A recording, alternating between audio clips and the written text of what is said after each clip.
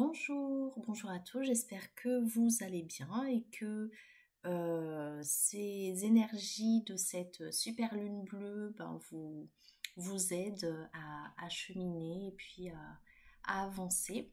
Voilà, donc je reviens vers vous par rapport au short que j'ai mis voilà, hier avec le chant de connexion à la nature. Voilà, je voulais en fait vous expliquer un petit peu euh, ce qui m'est arrivé parce que en fait quand je suis arrivée à l'endroit, j'ai commencé tout simplement à, à ressentir les cinq sens, à écouter l'eau, le vent, les oiseaux, à sentir le vent sur ma peau, etc.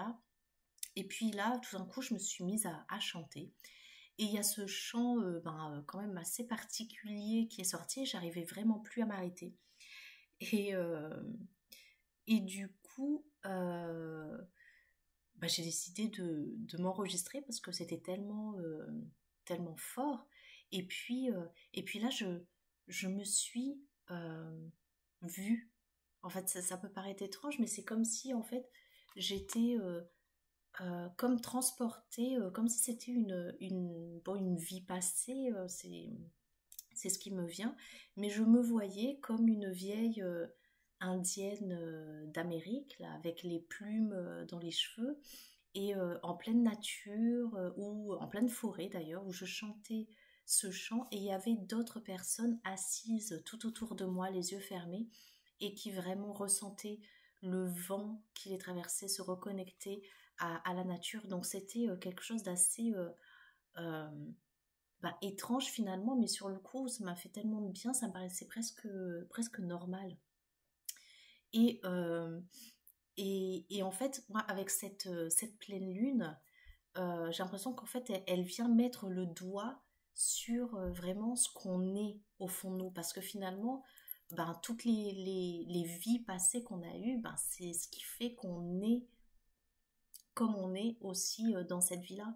Et puis, mais là, avec tout ce qu'on a mis de côté, tout ce qu'on a lâché, là, j'ai l'impression qu'il faut vraiment faire le choix d'être nous-mêmes. Et cette pleine lune nous aide à aller dans cette direction, à faire un choix, à faire le choix d'être nous-mêmes, de reconnecter avec notre essence, nos souvenirs, nos expériences, même des vies passées, et de les accepter surtout, de les accepter et et, et ben oui et d'être de choisir d'être pleinement, d'être entièrement. Et, euh, et voilà, en fait, je voulais partager ça avec vous parce qu'en plus, en ce moment, enfin ces derniers temps, j'ai été très confrontée à mon enfant intérieur. D'ailleurs, je fais une formation là-dessus.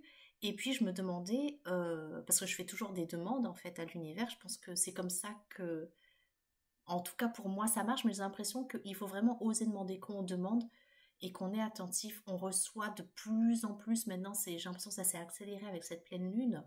On reçoit les messages les réponses en fait aux questions qu'on a posées si on reste attentif. Et, euh, et en fait, je me demandais, mais quel est le rapport entre guérir de l'enfant intérieur et on va dire, ce chant un peu chamanique, enfin, me voir en- dans cet environnement de façon différente.